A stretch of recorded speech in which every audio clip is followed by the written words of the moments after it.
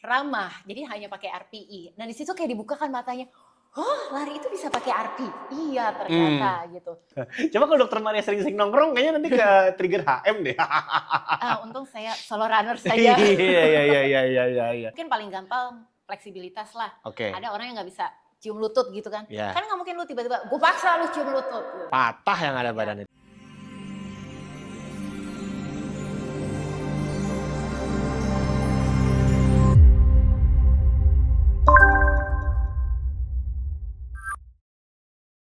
Welcome to Cilepot. Cerita Lari Podcast masih bersama gua Yano sebagai host kalian. Dan kenapa saya mulai begini-begini? Karena ini adalah signature style-nya bintang tamu kita. Kalau ketemu, gue mengenal sosok beliau ini. Saya nggak tahu nih apakah dokter bukan sembarang dokter. Tapi bisa cosplay menjadi Binaragawati kalau bisa sih sebenarnya, cuma saya pakai jaket nih. Iya nggak apa-apa. Saya kalau ngeliat foto, saya terintimidasi loh. Wah terlalu ya wah bener-bener sehat dan bugar sekali nih, ya kan? Harus menghidupi judulnya, spesialis kedokteran olahraga ya. Karena gelar, jadi mau tidak mau harus walk the talk. Walk the talk. Saya suka ini. Dokter Ria Lestari SPKO. Sebenarnya Maria Lestari atau Lia Lestari sih? Maria nama panggung lah. Nah, Dokter Maria SPKO, spesialis kedokteran olahraga. Cute sekali. Super cute. Dok, kalau udah datang SPKO gini bawaannya tuh gue pengen mengungkapkan keresahan gue terkait dengan olahraga. Karena ya memang kalau kita tahu paham-paham yang ada di olahraga itu ternyata tidak ada yang pasti, bener nggak sih? Betul, karena semua tuh selalu berevolusi sih. Yang namanya science juga, apalagi dulu kita taunya begini, tapi sekarang ternyata begini. Itu selalu terevolve sih, benar. Jadi nggak pernah fix di satu sisi. Makanya kalau aku bicara scientific dari jurnal, selalu lihatnya mentok-mentok ya 5 tahun ke belakang. Nggak bisa tuh lihat tahun 74 gitu. Gimana itu? Berarti kalau jurnal secara olahraga itu memang update-nya tuh per 5 tahun? Sebenarnya sih enggak, tiap tahun kan pasti ada. Cuma aku rentang lihatnya nih sekarang 2025, mentok-mentok kayak 2020 lah. Karena sains dan ilmu tuh selalu berkembang sih. Iya, ini gue tuh pernah satu kali terjebak dengan situasi sebetulnya. Dan pada akhirnya berujung ke, biasalah, perdebatan di medsos sebagai pakar blunder sosial media ya. Anjing, akhirnya gue menemukan gelar nih, pakar blunder. Jadi waktu itu memang, gue cerita sedikit lah ya, gue pernah kena, istilahnya pernah kena cipratan ya di media sosial. Karena memang pada saat itu gue ada satu influencer yang pengen ikut HM tapi latihannya kurang dari 2 bulan. First HM dan dia tidak pernah ikut race apa-apa gitu. Tapi setelah diselidiki, ternyata dia itu punya basic fitness dan basic gym yang memang udah lama gitu. Sehingga gue pikir, kayaknya kan kalau race itu kan lari paling nggak berjenjang 5, 10, terus naik ke HM, terus naik ke maraton. Nggak bisa ujuk-ujuk HM. Ya memang sebenarnya yang gue permasalahkan adalah ketika dikontenkan itu kan tidak semua orang persepsinya sama. Tapi kembali lagi pada akhirnya itu menjadi kontemplasi ke diri saya. Apa emang gue udah terlalu kolot dan akan kurang update akan sport science gitu. Nah kalau menurut Dokter Maria sendiri tuh, itu apakah it's okay gitu? Maksudnya lu nggak ada basic olahraga lari apapun dan bermodalkan nge-gym terus yang rutin dan pada akhirnya langsung jump in ke kategori yang lebih jauh daripada 5 dan 10 gitu-gitu loh. Nah sebenarnya sih yang bagus dan alangkah bagusnya dan harusnya sebenarnya kan bertahap ya kita bicarakan. Karena kan adaptasi orang-orang pasti kan beda-beda dong, that's the thing. Nah permasalahannya adalah mungkin saja yang kita nggak tahu nih VO2 max dia berapa kan. Karena balik lagi kebugaran itu kan bisa diukur dan dihitung pada saat itu. Nah mungkin aja pada saat itu dia memiliki VO2 max yang udah cukup. Ya cukuplah untuk membawa dia dengan ke-HM-annya itu we never know gitu kan.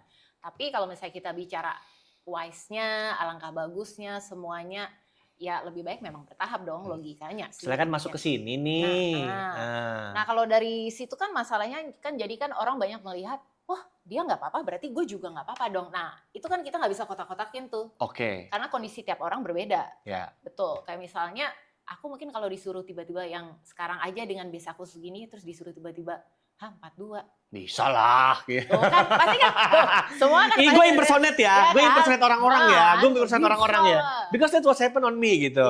Bisa lah. Gitu kan, tapi kan balik lagi kayak, apakah sebenarnya lu siap atau tidak, itu balik lagi. Nah maksudnya kalau misalnya disuruh dengan sekelilingnya, ya lu bisa lah, tapi gue sih percaya ya, kalau dia dengan kesiapan yang lebih matang, dia akan lebih bagus lagi. That's the thing sih. Oke. Jadi ketika kita memang mau mulai stepnya untuk serius di salah satu olahraga, yang harus kita tes itu apa sebenarnya? Nah, kesiapan diri kita sendiri ada namanya PARQ, Physical Activity Readiness Questionnaire. Oke. Jadi itu cuma kayak simple 7 pertanyaan, kayak 7 pertanyaan tentang diri sendiri.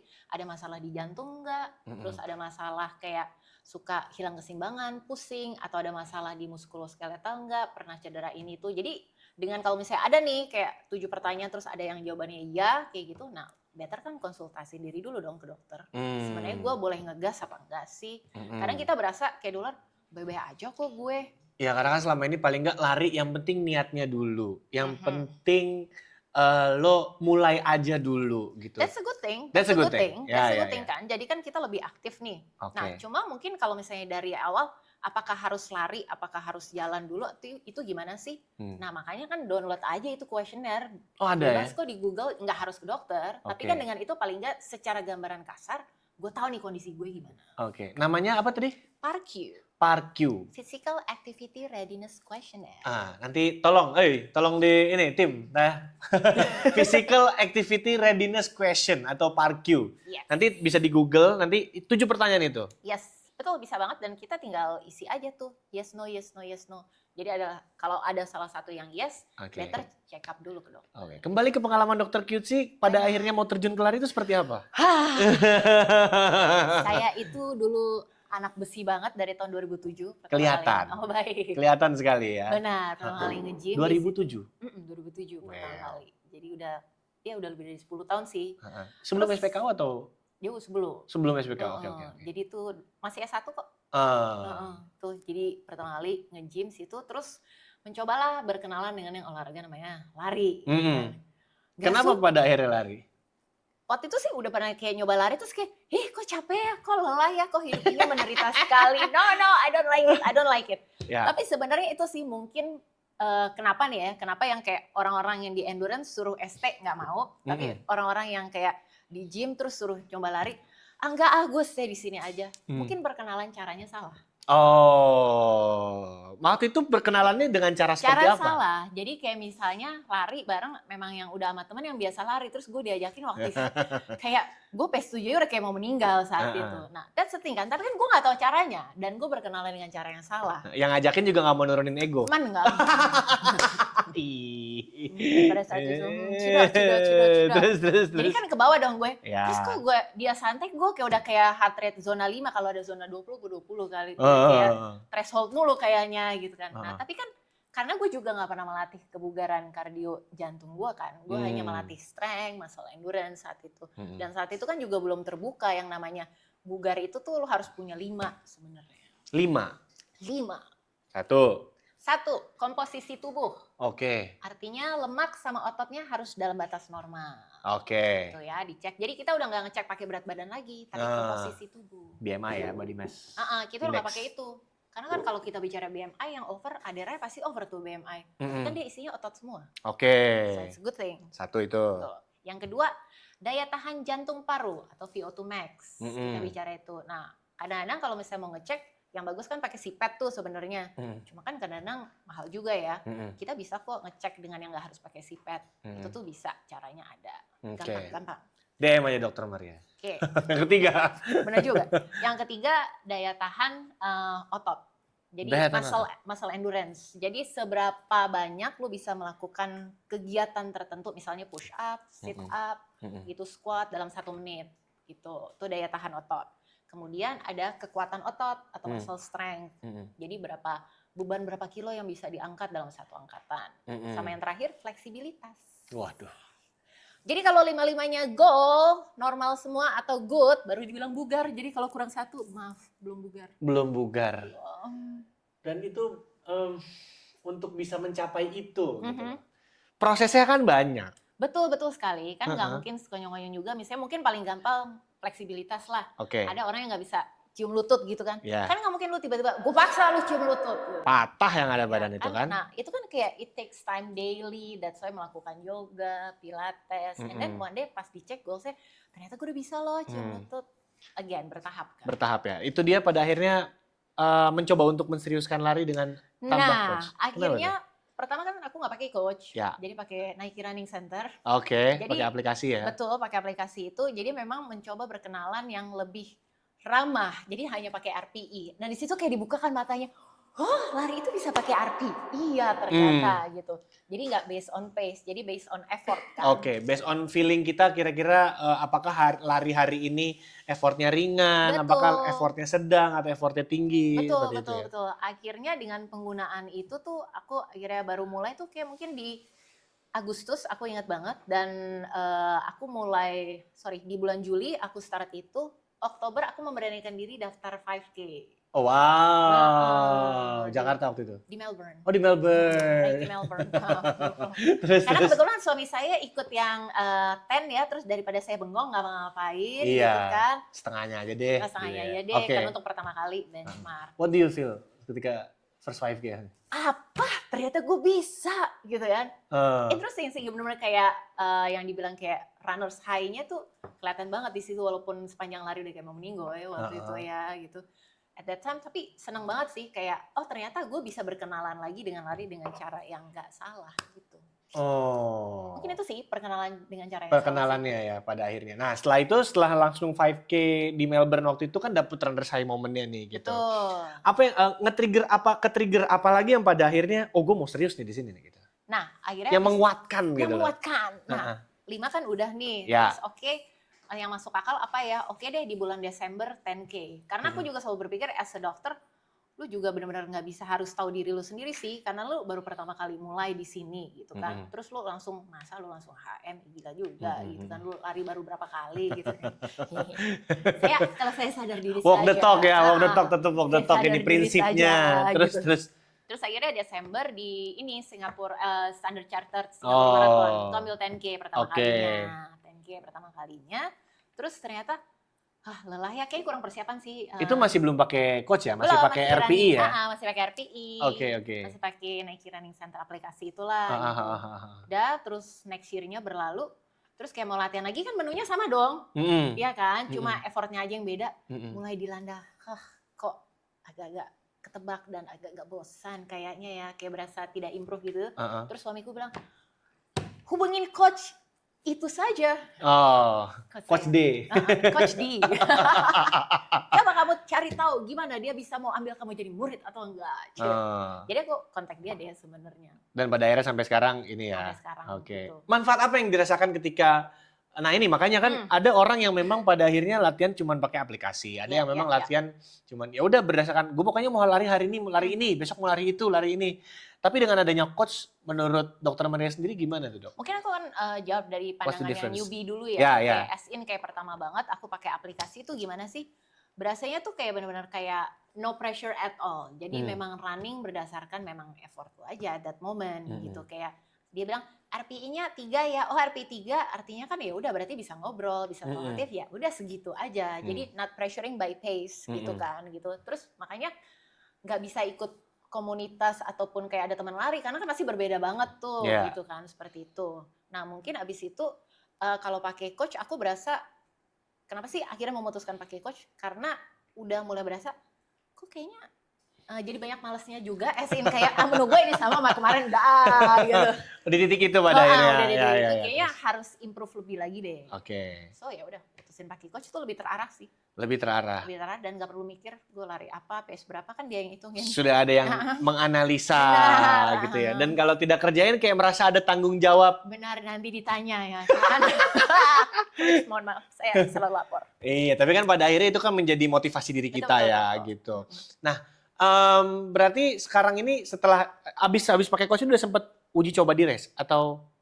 Iya, akhirnya kan pakai coach itu aku ingat banget di bulan Mei gitu, Juni gitu deh, Juni. Terus race pertama aku tuh sama dia tuh Maybank Pokari buat as a long run biasa, jadi nggak Maybank yang benar-benar race. Oke, Maybank benar-benar race. So how it feels gitu? Maksudnya berbeda setelah ketika sudah ada yang menganalisa, sudah terukur, pada akhirnya diuji coba mesinnya di Bali itu gimana tuh? Ternyata, wah bisa aku PB di beda kayak 11 menit juga. Wih, solid.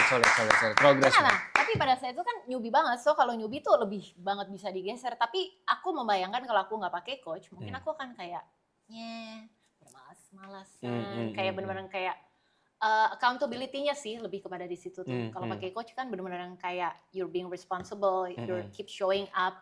Lagi malas apa nggak malas ya, you harus keep showing up di situ sih. Kayak integrity dan accountability-nya ketika lu sendiri, lu nggak ada orang yang support lu ya, lu harus tetap jalan di situ.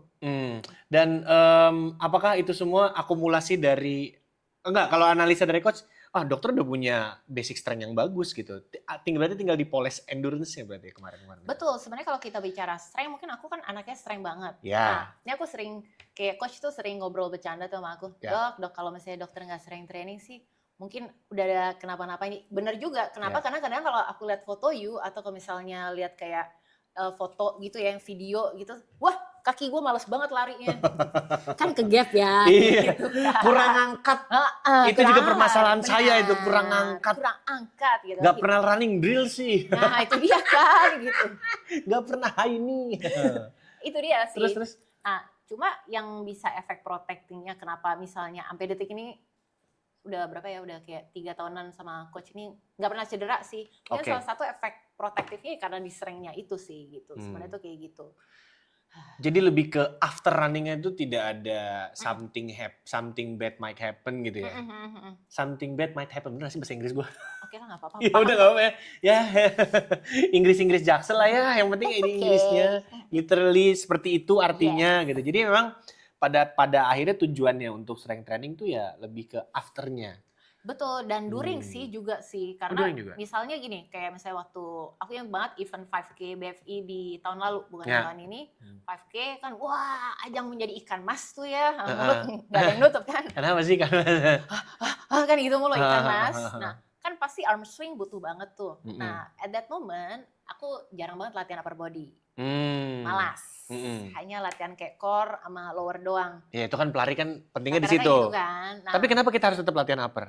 Karena buat arm swing-nya, jadi ketika pas buat arm swing di kilometer 3, kaki, core oke, punggung lagi mau meninggal, sakit banget, kayak gitu. So it's simply as karena memang lemah. Gitu sih, karena pentingnya upper body untuk jaga postur, biar nggak bungkuk, arm swing cantik, semua segala macam gitu. Jadi sebenarnya untuk untuk porsi strength trainingnya pelari, upper tuh juga harus ada? Ada banget. Oh. Cuman apakah harus tetap diimbangi? Maksudnya gini, apa dari 100% tetap harus 50-50 atau gimana? Enggak sih. Paling gampang kalau misalnya kita as a runner, pasti kan mungkin kemungkinan besar lari bisa ada yang kayak 5 gitu kan, ataupun kayak 7 hari lari gitu misalnya. Anggaplah 5 deh gitu. Nah, strength training buat pelari cukup 2 kali aja seminggu. Minimum cukup 2 kali? 3 gimana juga udah cukup banget. Nah, kalau 2 mainnya whole body. Simple dan fast aja. Nah ini kan kalau anak gym biasa kan ya, nggak nih sih pemahamanku ya. Maksudnya lihat kalau dalam gym kan paling nggak at least minggu 3 kali. Push, pull, leg. Gitu ketika kita sudah masuk fase menjadi runner, kita 2 kali gimana? Different. Jadi kalau misalnya, aku aja personally tuh cuma akhirnya bisa latihan ya seminggu 2 kali. Jadi aku harus latihan udah full body. Nah tapi kalau sekarang strength trainingnya ngikutin gimana sih program larinya. Jadi bikin periodisasinya tuh memang harus sesuai dengan program lari. Karena strength trainingnya as a supporting dari si larinya itu. Jadi jangan sampai ambil alih. Nggak bisa lagi tuh yang kayak push pull leg kayak gitu. Itu kan artinya menjadi main banget. Sekarang strength trainingnya sebagai supporting sih untuk program lari. Misalnya anggap mau Berlin gitu ya. Mau Berlin which is kan kayak next week. Nah kita harus tarik mundur nih program masuk Berlinnya, anggaplah misalnya kayak around like a 6 months biasanya mau maraton gitu. Nah dari 6 months itu biasanya aku masukin base tuh 6-8 minggu. Jadi sebagai base trainingnya. 2 bulan pertama. Betul, masuk di fase block strength endurance. Habis itu strength endurance sudah oke, bisa masuk fase strength. Fase strength 2 bulan sebelum masuk Berlin udah masuk fase power plus ada plyo. Ada hitungannya dan technical sendiri. Banyak sekali. Memang jadi makanya nggak bisa dibilang, hah? Jadi selama ini nggak bisa yang kayak lalalili dong, nggak bisa. Jadi memang harus ngikutin program larinya. Itu dia makanya A-race-nya di mana. Terus di tengah-tengah antara A-race kan biasanya ada kayak race-race mini kan. Yeah. Nah race mini aku juga strength trainingnya harus ngikutin lagi. Nggak bisa kayak lagi program ini, oh ada race ya minggu depan. Terus kita main volumenya tinggi banget, strength-nya nggak bisa juga.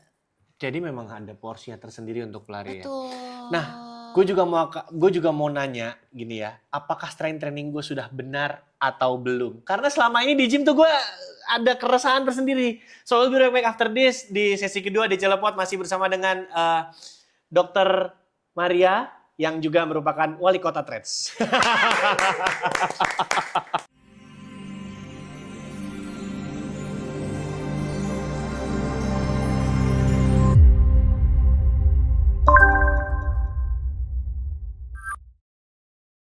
Masih di Celepot, Cerita Lari Podcast bersama gue Yano sebagai host kalian dan masih bersama dengan bintang tamu saya, salah seorang SPKO yang walk the talk dan juga sangat super cute sih sekali, tapi di media sosial sangat-sangat mengintimidasi dengan, aku kalah bugar dengan beliau ya. Dan juga beliau ini sangat aktif sekali di Threads karena orang pada minta konsul form gratis sama dia. Masih bersama dengan Dr. Maria. Lanjut dari saya satu dok, di gym nih, gue pada akhirnya kan ya udahlah ya. 2023 tuh gue merasakan bagaimana faedahnya strength training. Setelah terakhir maraton itu 2018, 2018 ke 2023 gue maraton lagi. Maksudnya gue coba serius lah 6 bulan itu, gue intens banget gym tuh. Pada akhirnya gue, ini benefitnya ST gitu kan. Cuman maksudnya gini, gue ST tuh pakai personal trainer tuh hanya untuk pancingan doang. Cuman setelah sendiri, kok malah gue males karena gini, ini gue tepat nggak ya? Karena kalau nge-gym itu kan bukan soal gerakannya, bukan soal beratnya, tapi kena nggak ke otot yang lu tuju, gitu. Bagaimana cara kita memastikan dan tahu otot mana yang dengan kita gerak, taruh let's say leg press atau apa, itu kena di otot kita. Nah itu gimana memastikan? Nah sebenarnya paling gampang kalau saya buat runners, kita nggak perlu overcomplicated things. Jadi nggak perlu yang kayak semacam yang kayak bodybuilder latihan yang kayak mau leg press sampai beratus-ratus kilo or whatsoever itu. Tapi mastery di gerakan ini aja. Squat, deadlift, lunges, push, sama pull. Jadi kalau main whole body, main aja di situ. Jadi misalnya squat, variasinya banyak, mau back squat, goblet squat, or apapun itu banyak. Nah sekarang deadlift, lunges, dan push pull. Nah push pullnya misalnya cuma punya waktu kan 2 kali seminggu nih. Jadi aku selalu ambil push pullnya tuh satu-satu gerakan. Jadi misalnya pushnya shoulder press hari ini, pullnya rowing. Terus yang next day-nya pushnya aku chest press, pullnya bisa leg pull down. That's it. Nah tinggal lagi di blok manakah Anda? Kayak blok lagi strength endurance kah, blok strength kah, atau blok mau masuk power, nah gitu-gitunya tuh. Tergantung periodisasinya di bulan apa. Betul sekali. Oh, berarti itu sudah istilahnya gerakan push pull itu cuma satu-satu cukup, tapi di lower body-nya. Sebenarnya betul. Jadi kalau atas kan akan lebih kepada kita bicara endurance kan, karena kan kita nggak mungkin pakai kekuatan otot nih. Jadi yang kayak seberapa kuat kita mengangkat kan untuk atas kan enggak. Tapi kan more yang kerja kan core to bawah. Jadi yang pasti bakal banyak kita bicara strength-nya tuh yang lower. Atas kita bicara strength endurance. Jadi daya tahan ototnya. Gitu. Jadi untuk arm swing, postural itu atasnya makanya. Biar tahu kena otot yang mau kita tuju itu loh gimana loh? Dirasakan atau gimana? Semakin banyak latihan dan main muscle connection sih. Jadi bener-bener dirasain. Jadi memang itu yang harus kita train, sama seperti kayak running drills kan main muscle connection kan. Kadang kayak misalnya high knees, kita udah high kok, pas dilihat, enggak loh ternyata. Kan itu training neuromuscular namanya. Bisa dilatih. Bisa dilatih dengan terbiasa dulu. Betul, bisa karena terbiasa. Iya, benar juga. Makanya itu dia kadang-kadang udah gerakan ini, kok kayaknya kurang kena deh. Apa form gue salah, naruh kakinya, apakah kurang lebar proporsinya atau gimana? Idealnya sekali-kali harus latihan sama aku.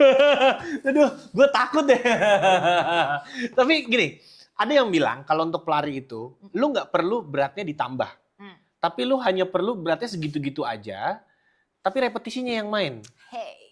Tergantung bloknya. Nah, kalau yang repetisinya banyak sama yang kayak beratnya di awal tuh biasanya aku mainnya tuh di fase yang base, jadi strength endurance. Jadi aku suka sebutnya main 2 menit ya. Kalau baca di Threads pasti main 2 menit ya gitu tuh. Itu strength endurance banget kita mainnya di situ. Jadi fase-fase awal banget tuh. Tapi kalau berdasarkan jurnal, scientific journal, even kayak pelari-lari macam Jacobing semuanya, Conor Mans dan segala macam, dia mainannya tuh heavy load banget loh. Beban berat 80% dari sampai 90% dari angkatan, dan ada yang gitu? ada, dan itu sebenarnya sangat terbukti untuk meningkatkan running ekonomi.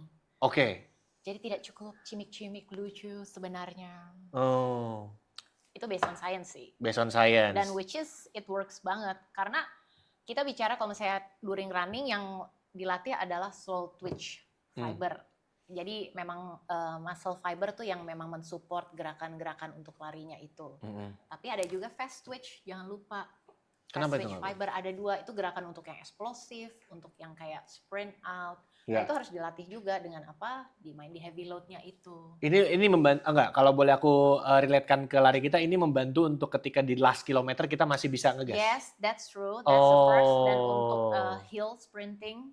Jadi makanya kalau misalnya dibilang aku lebih suka misalnya kayak jarak pendek, karena mainanku pasti yang heavy load terus ngebut terus ya, karena banyak main di situnya sebenarnya. Berarti tergantung kita periode latihannya ini untuk blok training blok mana? Betul. Apakah 5K di 10K atau maraton? Yes, itu kan beda lagi, betul. Gila, spesifik ternyata. Betul, tidak bisa semudah itu. Makanya selalu tanya kalau pasienku datang, next race apa? 10K di ini, udah kita pikirin 10K-nya dulu. Berarti itu strength trainingnya akan porsinya beda, itu akan lebih main ke heavy load. Iya betul. Tapi jadi kalau heavy load, plyo, power gitu. Tapi aku harus beresin dulu dia base-nya tuh udah bener atau belum. Kalau base-nya nggak bisa naik ke piramid atas. Bicara soal base nih ya. Akhir-akhir ini tuh banyak banget di threads yang dok tolong koreksi, dok tolong koreksi, dok tolong koreksi. Hampir setiap hari itu lewat. Juga ya. Siapa ini yang memulai ini semua ini? Sebenarnya tuh kalau tidak salah mengingat tuh kayaknya pasienku sendiri ya. Iya. Yang request itu terus aku jawabin terus kok jadi panjang, aku juga sampai nggak ingat akhirnya. Iya. Algoritma membawa pada akhirnya menjadi spesialisasi untuk mengkoreksi form orang. Itu kalau ngeliat di thread, di sini thread Dr. Maria tuh, dok tolong koreksi, dok tolong koreksi. Ini apa Dr. Maria waktunya sangat banyak apa gimana sih dia? Gitu. Kenapa sih pada akhirnya gitu? Sebenarnya sih form lari itu menurutku cukup krusial juga sebenarnya. Krusial. Karena kita bicara running ekonomi. Tapi balik lagi tiap orang memiliki cara larinya itu yang berbeda-beda. Nah ini kalau boleh aku sanggah sebentar nih ya, karena ada aku pernah diskusi sama salah satu coach juga, dia bilang ya udah kalau emang formnya dia gitu ya udah kayak gitu loh. Tapi on the other hand ada yang bilang lo harus sempurnakan formnya dulu. Nah ini yang bikin buatku pribadi jadi bingung. Gitu. Nah, so what should I do with my form? Gitu. Apakah segini-gini aja? Kata dia bilang kalau maraton ya udah emang formnya dia gitu, udah biarin aja. Gitu. Nah, itu sebenarnya balik lagi masalah efisien atau nggak efisien. Sebenarnya problemnya tuh di situ aja. Nah, kalau misalnya kita bicara kayak running form yang dengan cantik gitu ya, misalnya contohnya coach saya sendiri ya. Dia mah formnya sempurna sih. Saya melihat enak larinya. Enak kan? Tapi kalau kita ngeliat form lari kita sendiri, apa ini gitu kan? Nah, itu masalah efisien atau nggak efisien. Jadinya artinya kita menggunakan bensinnya tuh irit. Sebenarnya tuh di situ pentingnya. Jadi kita masih punya tenaga untuk panjang, tenaga untuk nge-push lagi. Jadi nggak boros gara-gara misalnya larinya dengan begini. Sebenarnya nggak salah, cuma nggak efisien aja gitu. So it's just a matter of efisien, benar apa enggak. Tiap orang punya caranya masing-masing. Iya. Kalau kita nyalain orang, ntar kita malah disalahin balik. Jadi memang lebih kepada efisien atau tidak. Jadi sebenarnya form itu untuk itu. Betul. Jadi makanya kalau yang di kayak minta review dong dok. Nah kebanyakan tuh yang hipnya melehoy kan. Hip? Apa permasalahan hip melehoy? Hipnya ngondek apa gimana? Kalau pas landing aku contohin 2 detik. Ya. Tolong kamera disetting lagi dulu. Nah jadi kalau misalnya lari kan baunya cantik gini dong. Ya kan, hipnya lurus. Nah kebanyakan banyak orang kalau udah lelah tanpa sadar, hip melehoy. Itu dia, gue sering ngerasain di sini nih. Nah itu gluteus mediusnya harus dilatih. Gitu. Nah salah satu penyebab ITB itu paling banyak itu. Oh gitu. Hip melehoy. Paling gampang HM. HM. Hip melehoy ya. Jadi memang permasalahannya kalau dilihat dari yang banyak yang minta review itu kelemahannya di hip. Betul. Nah itu kan sebenarnya bisa bukan dikoreksi ya, tapi memang dikuatkan sih sebenarnya. Jadi tugasku lebih kepada mengedukasi mereka lu nggak boleh lupa ST-nya karena itu matters banget gitu. Karena kekuatan otot atau si otot itulah yang akan men-sustain seberapa kuat lu akan berlari. Makanya strong dulu baru long. Nah, itu dia ya. Itu pesan yang memang sebuah statement yang kayaknya tidak bisa dibantah oleh netizen threads ya. Strong dulu baru long gitu ya. Betul. Gitu. Karena as a foundation sih kita bicara itu. Oke, jadi kalau misalkan kita udah mau mulai masuk lari, ya udah dikuatkan dulu. Bukan waktunya, bukan jaraknya, tapi gimana waktu dan jarak itu bisa menjadi efisien. Betul. Nah, itu dia ya. Ini ngomong di podcast tuh gampang nanti ya, prakteknya ini dia nih. Karena memang kembali ya, sabar untuk bisa nikmatin hasilnya nanti tuh kayaknya tergantung dari kadar kesabaran kita gitu ya. That is true sih, bener banget. Kayak misalnya aku personally, aku masih suka untuk bertahan main di 5-10 karena aku sendiri tuh kayak merasa nggak deh, gue kayaknya belum mampu untuk di 21 sama di 42 tuh one day aja deh, pengen finish tuh dengan kayak strong, dengan cepet dan fast. Karena aku selalu inget coach bilang juga, ngapain dok HM sama FM lama-lama. Bener juga sih gitu kalau buat aku personally ya gitu.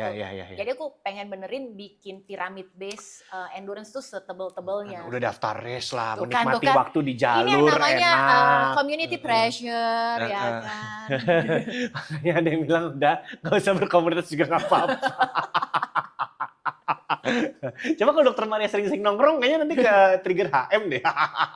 Untung saya solo runner saja. Iya. Masih bertahan dengan 5K dan 10K itu? Buat aku personally, goalsnya aku tuh pengen bikin base endurance setebel-tebelnya, piramid.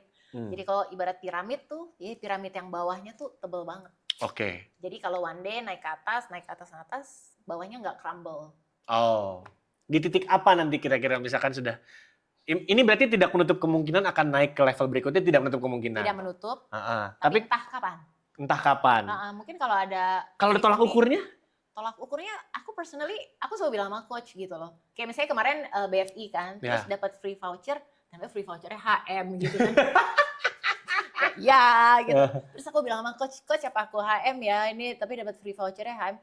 Kalau aku sih akan bolehin karena Dokter Maria sudah konsisten berlatih gitu kan. Sebenarnya udah green light dari coach. Sudah ada green light. Cuma dari aku yang personal sendiri, kok gue jadi ikut HM gara-gara kondisi ya, hati gue nggak di situ. Jadi nggak usah deh coach, jadi aku ikut yang lainnya. Fondasi lo kuat banget. Enggak, jadi makanya aku enggak. Jadi bener-bener kayak, yaudah tuh voucher aku kasih temen gue deh. Oke, so when the time is ready, so you will ready to run further gitu ya? Iya, tapi aku nggak akan bilang kayak dalam tahun ini ya, dalam waktu ini. Susah loh in this economy untuk mempertahankan prinsip itu jujur susah.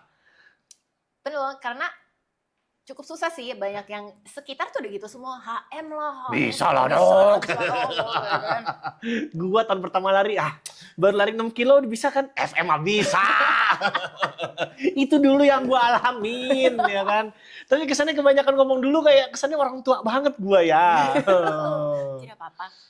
Soalnya kalau sekarang tuh aku cukup repotin coachnya adalah gimana dia meracik menu gue yang untuk spesifik jarak pendek itu. Dia bilang malah lebih susah sih. Jujur? Iya. Iya, it happen ke gue juga. Gue pernah training block spesifik untuk 10K. Emang sebenarnya untuk mencapai waktu tertentu. Dan ternyata effortnya itu enggak, setelah gue pikir-pikirin, mendingan training block untuk HM atau maraton deh. I see. Jadi kayak lebih ke kalau misalkan kita dapat PB di 10K itu kayak aji mumpung aja, gitu. What do you think about that? Kayak sebenarnya sih makanya balik lagi goalsnya tuh gimana? Kalau menurutku tuh kayak hati tuh harus ada banget sih, karena kalau nggak ada hati, nggak ada di situ juga kayak everything's gonna be ambiar and buyar. Kayak misalnya pengen disuka, makanya balik lagi what do you like? Karena apapun yang dirimu suka pasti akan lebih lama di situ dan lebih konsisten di situ. Makanya me personally kayak nggak deh, gue masih pengen building endurance base dulu. Kalau dibilang lari, gue juga mungkin masih newbie banget. Dibanding yang kayak mereka-mereka. Mana lagi kalau dibilang kayak gue mulai lari juga telat kayaknya udah almost 40. Oh iya. Sebenarnya saya 40 loh. Coba dilihat metabolisme Ece berapa? 19. Itu yang susah itu loh ke situ loh. Mana lagi nih November mau Hyrox kan? Mau Hyrox pertama kalinya. Jadi Coach D membuat menu spesifik buat itu lagi juga dia. Wow, apa bedanya? Banyak banget sprint pendek. Ih gila.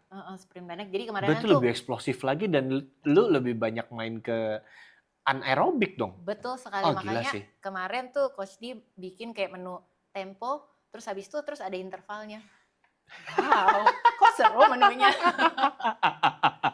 Tapi memang di Hyrox itu kan compromise banget, jadi lari terus station no rest kan di situ. Jadi memang otot lu dipaksa untuk bekerja semaksimal mungkin. Pada akhirnya gue mencoba mini Hyrox dan itu exhausted, gila. Gimana?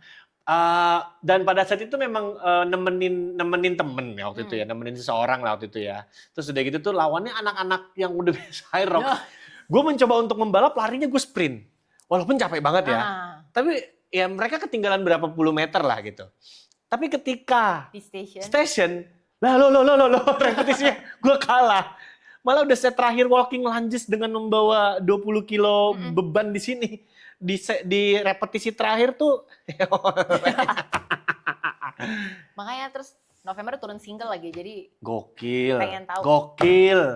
Gokil. Itu gimana jadi porsi latihannya sekarang? Nah, jadi aku latihan Senin Rabu Hyrox, ya kan, lari 4-5 kali seminggu, masih ST 2 kali seminggu. Wow. Udah kayak atlet ya ampun. Porsinya dan itu kan mainnya beratnya nggak main-main itu Hyrox. Betul. Tapi pengen itu sih, pengen challenging myself tuh. Sama sih yang kayak sebenarnya pengen ultra tuh gimana sih? Iya. Itu same like that lah ya gitu. Tapi kalau boleh tahu nih ya, misalkan teman-teman lari ada yang memang ya it's okay nggak sih untuk cross cabur tiba-tiba ke Hyrox, tiba-tiba ke sini, ke sana? It's fine sih sebenarnya karena kan mencari apa yang dirimu suka balik lagi. Ya. Turns out tadinya tuh aku juga kayak Hyrox, aduh ntar dulu deh gitu. Tapi turns out pas gitu coba dan ini I think this is me deh gitu. Jadi kayak why not gitu. Memang harus dicobain karena kalau nggak cobain nggak akan tahu apa yang suka kan. That's the thing dan it's fine. Dan kalau Hyrox sih lebih baik memang harus punya basic endurance tuh akan lebih baik. Jadi anak lari yang ke Hyrox tuh it should be easier. Should be easier. Karena kita udah punya basic endurance. Betul, karena itu heart rate-nya dipaksa buat threshold terus. Oh, loh sama kayak maraton dong ya? Ya, jadi fun. Jadi pace larinya tuh yang dipakai juga pace larinya HM tuh, threshold semua di situ. Kayaknya abis Hyrox sih HM deh. Nah, belum ada hati. Iya. Tapi ya mudah-mudahan lah ya. Kita nggak tahu. When the time back again. When the time it comes, when you're ready ya just do it lah gitu ya. Ya. Nanti lo first personnya ternyata gue HM.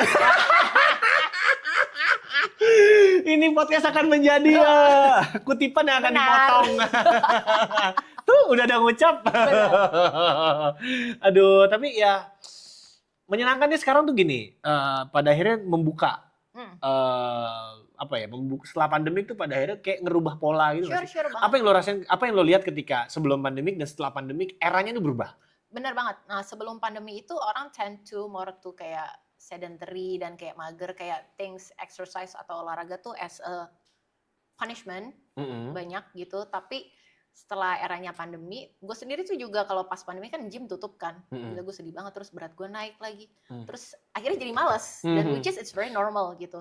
Dan akhirnya yang merasakan gue pas pandemi tuh harus gue gerak lagi tuh adalah pas gue duduk berdiri di sofa, lutut gue sakit, apa-apaan tuh kan. Waduh, sampai ke situ lagi. Iya kan? Ya. Tanpa disadari kan ternyata lu udah memang duduk doang kerjaan, lu nggak ngapa-ngapain gitu, dan lu nggak ada gerak segala macam. Ya ruang gerak terbatas banget kan. Makanya abis itu ya baru, wah kalau lutut gue sakit, hancur, gila, jompo banget gue gitu kan. Ya udah dari situ lah mulai changing of lifestyle. Nah makanya perbedaannya sekarang olahraga tuh udah exercise is a lifestyle kan sebenarnya. Ya Amin juga. Tapi kalau misalkan tren yang bergeser di sebelum pandemik dan setelah pandemik, tapi ini untuk kalangan orang yang emang udah konsen olahraga ya, gitu loh. Pada akhirnya tuh mereka tuh kayak kok progresnya sekarang lebih cepet ya gitu. Ya, entah apa memang karena informasi dulu dan sekarang beda atau gimana sih dok?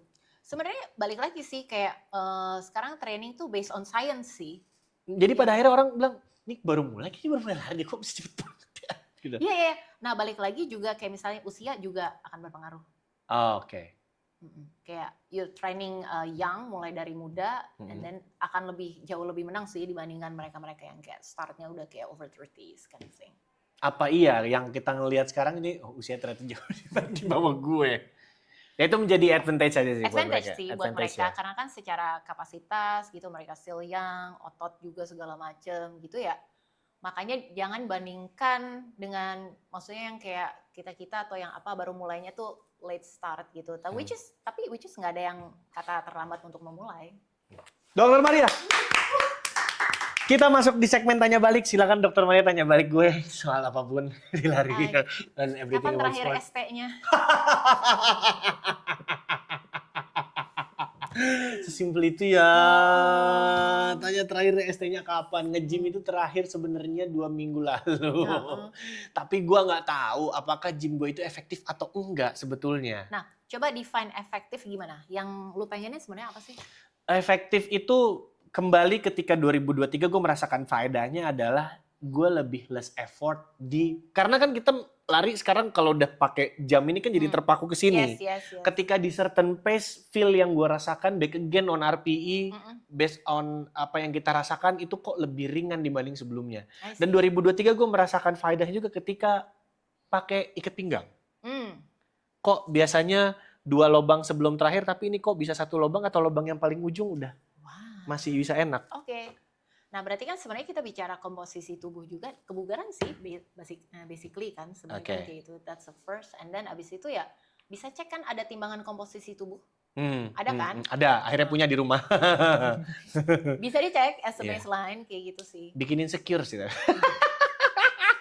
Kenyataan loh. Iya betul. Kalau kita sudah patokan sama angka itu lebih waduh gitu ya. Betul. Jadi kan kayak nah itu sih sebenarnya yang pentingnya data tuh di situ. Jadi karena ada angka yang berbicara nggak mungkin bohong. Kadang feelings bisa udahlah enggak lo nih masih still okay lihat di kaca. Semoga kita tunggu gebrakannya. Semoga Hyrox dulu. Hyrox dulu. November ini. Yang lain ya kita tunggu aja lah. Benar. Pesan-pesan dari Dokter Maria untuk teman-teman yang nonton supaya tetap konsisten dan juga tetap apa ya istilahnya ya, tetap bisa berolahraga dengan efisien dan kita merasakan faedahnya dengan baik. Gimana Dok? Silakan. Oke. Jadi sebenarnya lakukan exercise atau olahraga itu yang memang disukai sih. Karena dengan disukai itu bisa bertahan lebih lama. Nah, kalau sudah pilih satu, misalnya lari, karena itu suka, strong dulu baru long. Jangan lupa itu. Dokter Maria Lestari SPKO. Akhirnya gue punya kesempatan ngobrol in person, bukan hanya di medsos. Benar, ya ampun. Karena kalau ngobrol di medsos kemungkinan blundernya ada. Pakar blunder media sosial. Ya nggak apa-apa. Dengan blunder kita belajar. Benar. Belajar bahwa banyak yang palsu. Ya Allah, Dok, thank you banget. Terima udah kasih. meluangkan waktunya ngobrol dan. Ini masih lanjut kan? Masih ada podcast lainnya. Anyway, kalau gitu tayangan ini akan sangat banyak sekali manfaatnya dan semoga setelah ini tidak akan ada lagi orang-orang yang terlalu di olahraga seperti itu ya. Paling tidak tercerahkan. Thank you so much, Dokter Maria. Thank you so much. Kalau gitu, gue Yana sebagai host pamit undur diri bersama dengan bintang tamu saya, Dokter Maria. We'll sign out and bye-bye. Sampai jumpa di episode berikutnya. Thank you guys. Thank you.